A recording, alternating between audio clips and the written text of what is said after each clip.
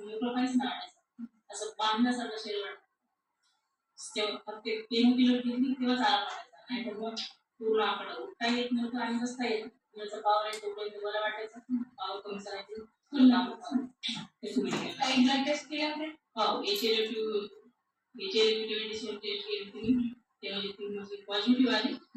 नंतर नांदेड, अकोला अशा बऱ्याच ठिकाणी गेली. डॉक्टरांनी सांगितलं निकराची स्पॉन्डिलायसिस बिमार ते कोणीसाठी नाही, तर तुम्हाला स्टेरॉइडच्या गोळ्या घेऊन जगावं लागेल. म्हणजे ही बिमारी ठीकच होऊ शकत नाही. मला वाटलं बिमारी खरंच ठीक नाही होऊ शकणार.